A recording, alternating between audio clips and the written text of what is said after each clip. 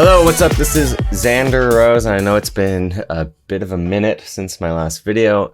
If you're not familiar with me, I make DJ tutorials, production tutorials, mixes, all that kind of stuff, business-related things for the music industry. And as you can see, the background is back to the old one, and that's because I moved home from Toronto about a month ago, and I've been pretty busy since then. I won't bore you with the details, but a lot of promoting, DJing opportunity and stuff. If you're from the Vancouver area, I am now working with Blueprint, so that's pretty cool. Or if you're in Alberta as well, I think they exist there. There's pretty much the biggest events company in Western Canada. So yeah, that's what I've been up to, but I haven't made a video until now because I've been trying to figure all that other stuff out, and I've been, I guess, struggling a little bit to think about topic content. So I did just release a song with Kresnt. It's kind of the follow-up to the In Your Place remix that I did last year, which you guys have probably heard of since it's my most popular song. But I wanted to take the chance to, like with my previous breakdowns, go through this song. This one's a little different because it's a little bit techier than the G House stuff I was making in the past. So if you haven't heard the song already, I highly recommend that you listen to it before watching this tutorial. I'll put the link down below to the portal that will take you to whatever program or streaming service that you use, or you can buy it on iTunes or whatever. And then come back to this video so you can understand just how I made it. So yeah, we'll just jump right into FL Studio now. So welcome to the project file. The reason that I guess FL looks kind of weird in terms of like the scaling right now when it's cut off, it's because I got this new ultra wide monitor that's like ridiculously wide. It's the equivalent of having two 16:9 monitors like next to each other that are both, I don't know, I think the whole thing is like 40 something inches, but it's kind of ridiculous. So in order for me to have a good workflow, I need to keep the playlist in the middle of the screen, so I don't actually have it justified all the way to the left, which is why you can't see like the tempo marking and whatnot. So just to give you that information, it's at 125 BPM. Now I did do a mixing and mastering file after this production one because it got so large that it was kind of lagging and stuff. You can see down here we have quite a lot of automations going on, a lot of effects, a lot of synths, just a lot going on in this project. Kind of the impetus for it was originally to do a remix of Diamonds Forever, which is a Kresnt single from his Room's Reflection album. But I ended up just using very little of the vocal and some of the ad-lib stuff. So we decided to just make it an original featuring him instead. And the other big inspiration for this has basically been listening to a lot of Anti-Up and Chris Lake of late. I also saw Anti-Up and I saw Noizu at Shambhala, which was amazing. Noizu's set was insane, actually. It was an Anti-Up's too. So I felt really inspired to make this kind of music, and that's how it happened. But yeah, we're just going to go piece by piece here. So we'll start out with what I used from the vocal from the original. It's really just this awesome ad lib.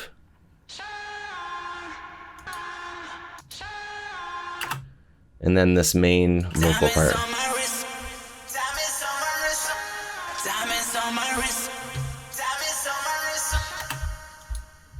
So they kind of play off each other pretty well. Yeah, this is the other great part about having this giant monitor is that I can see a lot of the mixer channels at the same time. So here we have those vocals going down. Let me just squeeze the mixer down so we can look at what's going on here. So we've got an M auto pitch, which is kind of like Lil Alter Boy, if you've ever seen that plugin. You can shift formants and stuff. So I think it doesn't look like it's doing anything right now. I'm sure it's just automated at different points to give a different character to the voice. It doesn't do the pitch automation. It only does the formant side of things. So it's good if you do pitch down a sample in through another means, like through the sample directly, then you can shift the formant up or in the reverse order, to preserve the natural sound of someone's voice. Because if you don't know, basically when you speak as a human, your vocal cords are basically EQing the sound that's coming out of you to give the character of your voice. So if you've ever just pitched down vocals without maintaining their formant, they'll sound kind of demonic and weird. They won't sound like a human talking with a low voice. Like if you just had a very large person with large vocal cords, they don't sound the same as a high person whose voice has been pitched down. And it's the same with like the chipmunk effect. It's because you're not preserving the formant, which is basically like the EQ structure of your vocal cords. So there are plugins that will do that. That will basically apply that EQ for you. This one's free, so that's why I use it, because I didn't get Little Altar Boy when it was free. And then after that, I have CLA Vocals, which is a plugin I use all the time. It's got lots of great presets, and you can just tweak them super easily. It's a great way to get vocal processing done very quickly. So this one I used Help because it's kind of the one that it makes things like the biggest, has the most reverb, really big delay. So it's useful for that, but I use it on pretty much all vocals. And then some EQ and reverb that gets automated in terms of its presence. So this is also just throwing a massive reverb throw, which sometimes I'll do at like the ends of a sentence. You can do like a reverb throw like that, just automate it on at the very last word, and then it will put on a giant reverb. So if we listen to it without the effects chain, it sounds like this.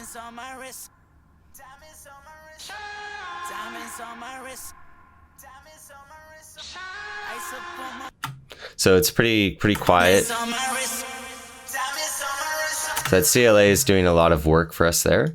And then I know during the build up, I just have a pitch automated. So you can't hear it there because there's no effects on, but if I turn them all on down here, my insane amount of effects and automation.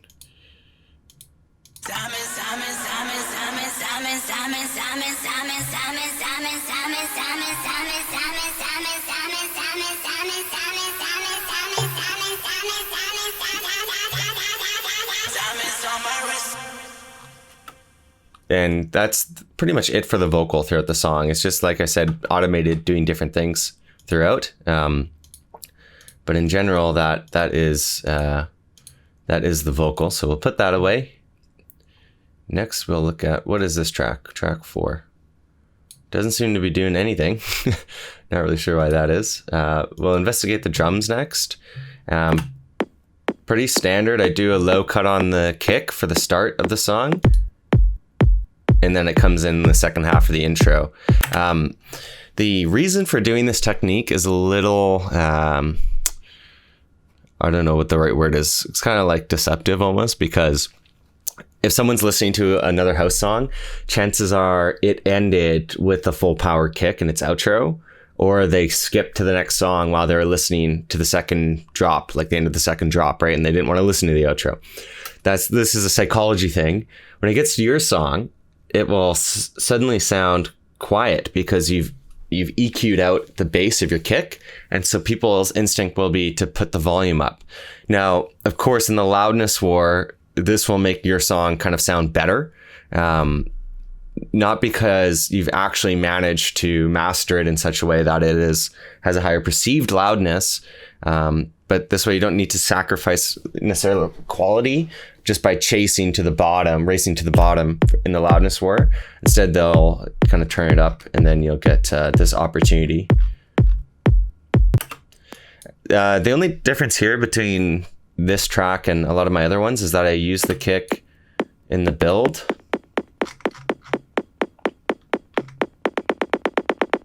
Like that. So again, just EQ out the bottom, and then I think it's also being routed. Either it has its own reverb. Let me check. Yeah, so it has a reverb here that is being automated in. The mix percentage, the dry wet of it, is being mixed up during the build up. And then I think this is the low cut. And I don't think I ever used this high cut at any point, but pretty standard. I mean, it's just a kick, not a lot going on. Next, the claps. Let's listen to it in the drop. So I use a combination of claps. This one I liked because it's more of a G house like type of clap where it has this like ringing sound. And then I use 2 other claps that alternate.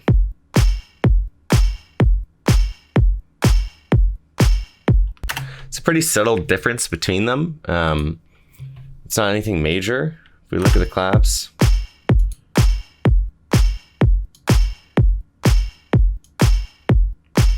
yeah, it's nothing crazy going on. Really not a lot of effects on them at all. And then they're just being routed into what is essentially the percussion bus for all the percussion. So yep, that's pretty much it. And then we have the hats.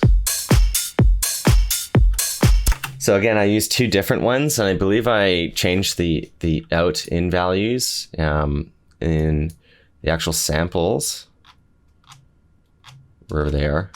I'm not going to search for them, but basically to make one much shorter. And I think this adds a little bit more of a groove in the drop. In context too, it just makes sense to do that. And then finally we have some percussion. Now the percussion's pretty interesting. I use a lot of like toms and kind of bongos and stuff.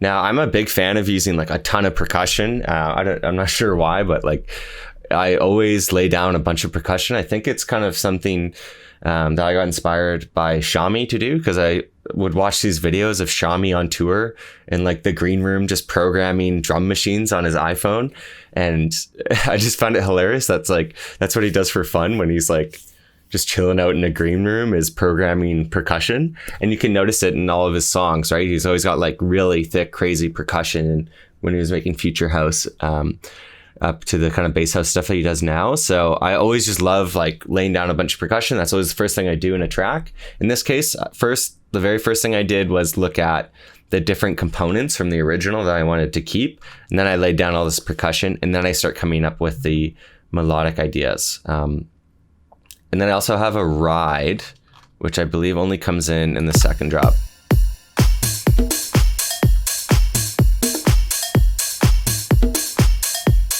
And that's the kind of thing that makes sense later in the production process. So once you've already laid down the main ideas of what you're doing, you think, hey, this needs a little bit more energy on the second drop. Let's throw in that ride. Make sure it's quiet enough that it's not really noticeable to the common listener. Now you might have noticed like these 3 hits. The reason for that was because it took me a while to figure out that that's what I wanted. Originally, I didn't have the hats in the very first section, but I had all the other percussion. It was because of the horn stuff that's going on here. Where is it? Horns. So to me, it sounded cooler, like not having full percussion there, so that you could kind of appreciate those horns before it went into the full thing. And I think it worked out really well. Next up, we have some other elements from the original song that weren't the vocals that I kept. This ARP. This pad. And this stab.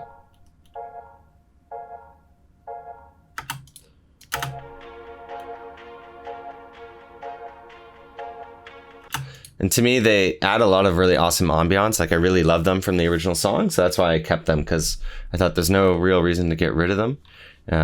They add a lot to the entire song, and they're not super noticeable because they're quite quiet. But especially during the breaks and stuff, during the intros, like it adds more to make sure that it's not just percussion going, right? There's something so that if you listen to the song, you know that you're listening to this song. Yeah, so that's pretty much it for most of the percussion. Well, we can go into, before we go into the synths, let's go into some of the effects and stuff. A lot of it is just downlifters, uplifters. I recently got a new evolution of sound bank, the Deceiver one, which is kind of the tech house style one. But outside of that, I also use one of their G house ones a lot. So pretty standard, you know, uplifter with snares basically going on. Is that there's nothing special to it.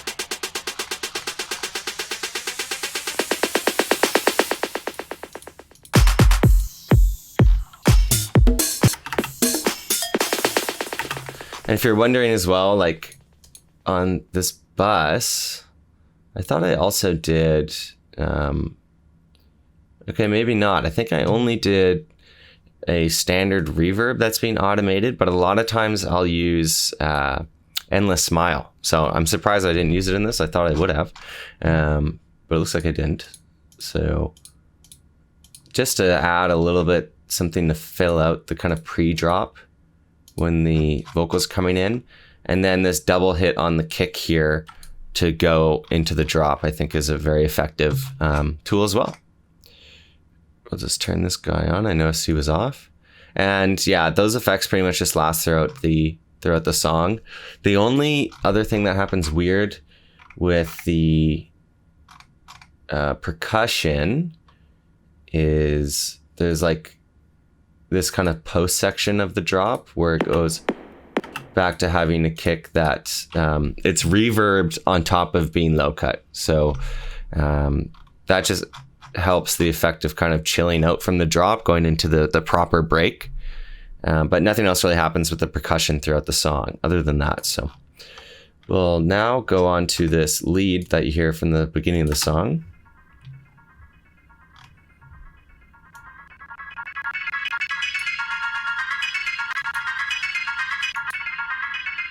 So this is actually the last addition I had for the song. It felt empty. I didn't have anything else.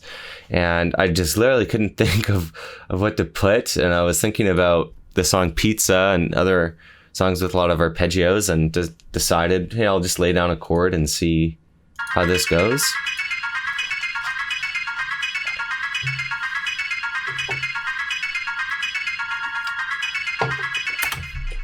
Now, I think I could have made it a little bit more interesting by changing the bass notes, for example, to go along with the respace, but it was just what it was. And the sound is actually one of the samples. It's that stab sample that's just been pitched up. If we go to its things, it's got a lot of effects on it. So if you take all these off, it sounds like this. Very quiet.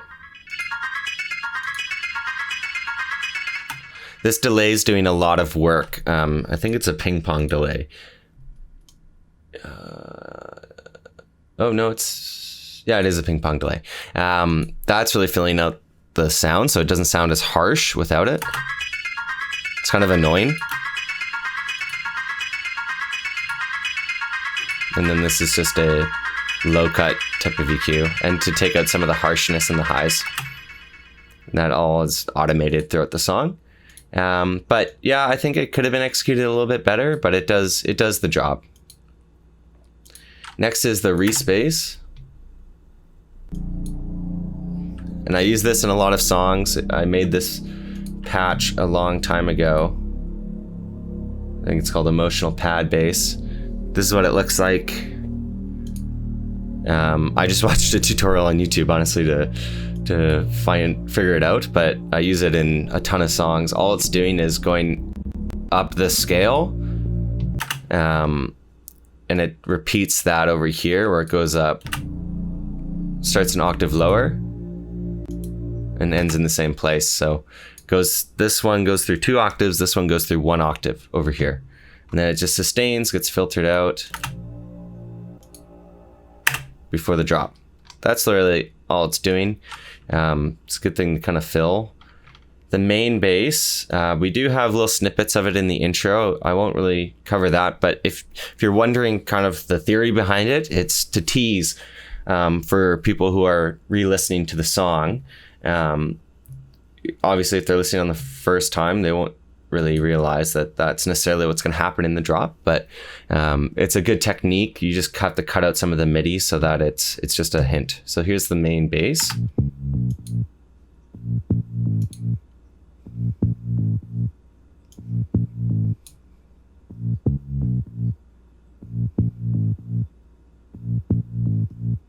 Which sounds super quiet on its own, obviously because it doesn't have any sub frequencies. They've all been cut out to make room for a dedicated sub, but it's this preset, which is from the Deceiver sound bank.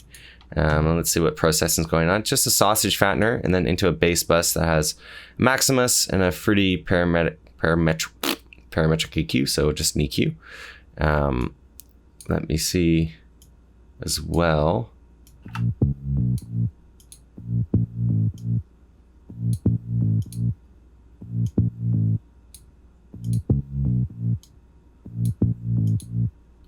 And then it's going over here, I believe is because I was trying to do a separation of the sub, and then I ended up just going with a dedicated one instead of doing a band separation. But this just has OTT on it.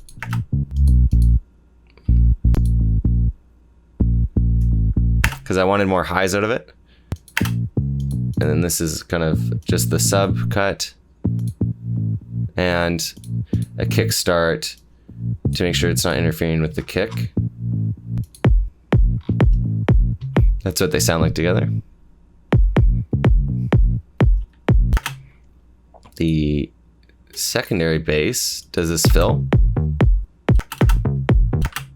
It's really all it does throughout the song. And that's also from the Deceiver sound bank. And it's this plucky guy that's supposed to sound like Concentrate by Anti-Up. So I don't know, is it by Anti-Up or is it just by Chris Lake? So they sound pretty similar. The difference is that the main bass is a sustained bass and the secondary bass is a pluckier bass. And this was the main idea that I laid down at the very beginning of the song. Next up, we have this whoop sound that I use in a lot of songs. And it's Bauhaus. If you've watched any of my other breakdowns and you've seen this patch before, I use it in like almost every single song. It's a good way that sounds like it's sucking into something, which is what this LFO is doing. It's automating the level so that, as well as the filter here, so that it kind of sounds like you're sucking into whatever sound is coming next. So if you look at the MIDI, it's always going into whatever this is, right? So this tom, it sounds like it's kind of sucking into that sound. In that case, because it lands on the beat, it's more like it's sucking into the kick, but in context, that's always what it sounds like it's doing. Yeah, and then all of those are just ported down to a dedicated sub.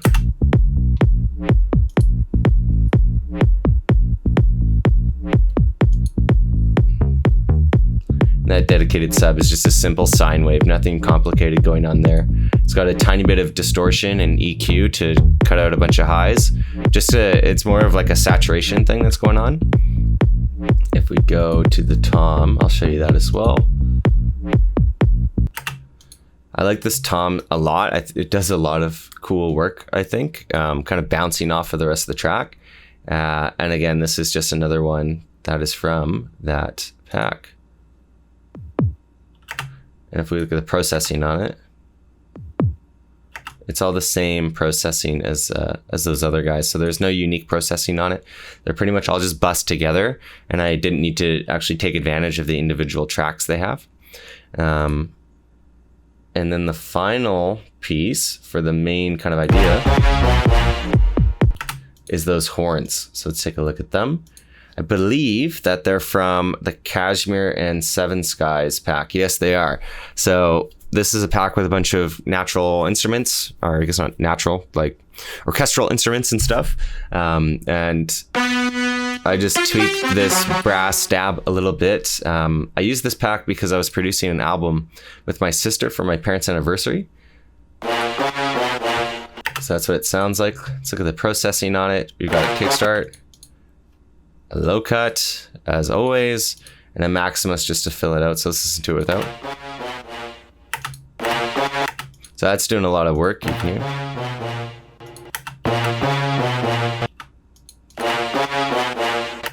And there's kind of like this weird ting at the start of it. I don't know where that's coming from, but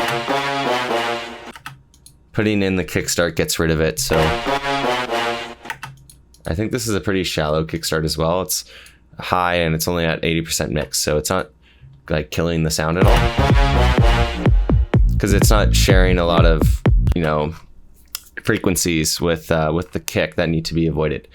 Next up is a bunch of effects, and these are just different lasers and stuff that were taken from that pack. And then I just kind of screwed around with them and did a bunch of automation on them, which is why you see a lot of those automations down there. So the first one is this Pew one. Nope, give me the Pew guy.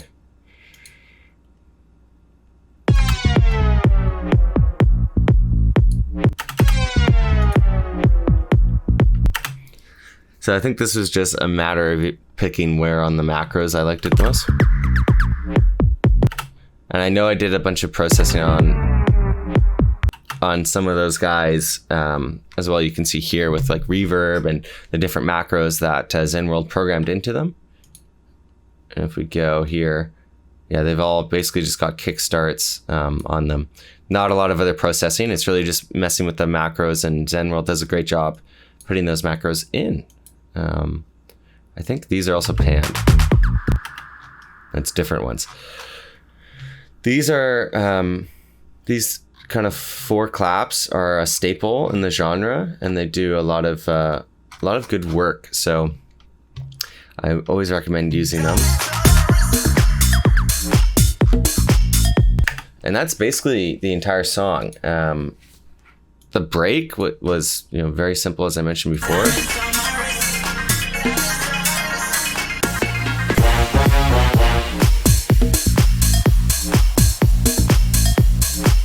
Now, one of the only differences for the second drop was that I extended it to be twice as long, and then I just basically changed a bunch of the automation that was going on with these guys.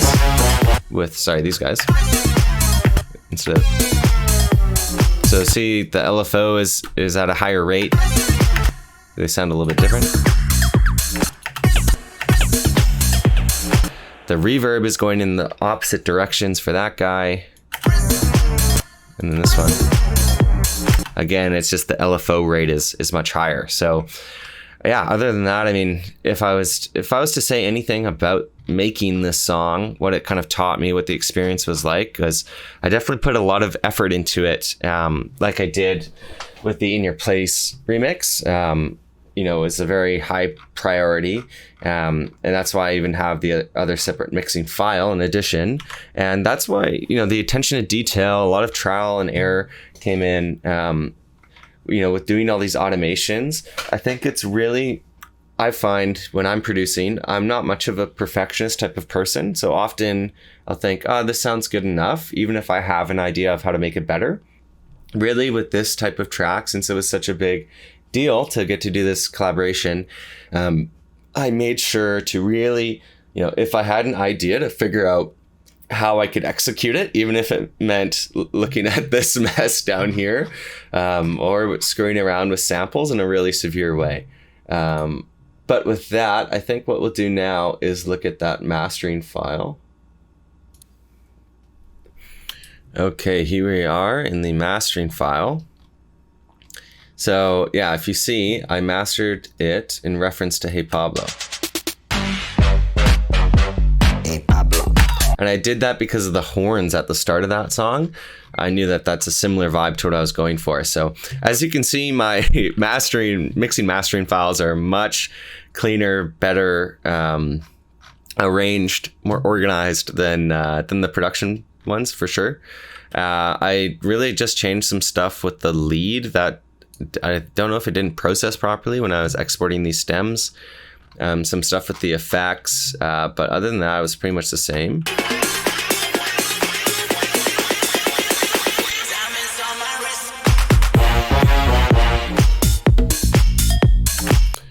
Now, in terms of, the effects that I'm doing in a lot of this, it's pretty much just EQing. If you go through all these, you're really just seeing EQing, some limiting for side chaining and stuff like that, but it's not really much crazy. If we go into Ozone, I use the same, pretty similar master in most of my songs. This is really just making sure that the sub is completely in mono and then staging the rest of the bands to fill out the stereo spectrum, basically. An exciter to make sure that they're filling out the frequency spectrum, dynamics that are based off of the different bands as well. I mean, all of this I kind of throw on everywhere. Now here I did a matching to the EQ for Hey Pablo. I'm not sure like how sold I am on doing this kind of digital automated matching to your reference tracks. I mean, I don't know. I find like I've noticed some things in my producing. This one's actually kind of weird. Usually I underproduce my bass a lot, and actually this is kind of accurate. I usually underproduce my bass and overproduce my highs. So pretty much always I'm used to just doing like a high shelf and killing it a bit, and then a low shelf and bumping my bass a lot, because I always like underproduce my bass. Dynamic EQ that's killing some nasty frequencies, and then this is really where I'm pushing it the hardest.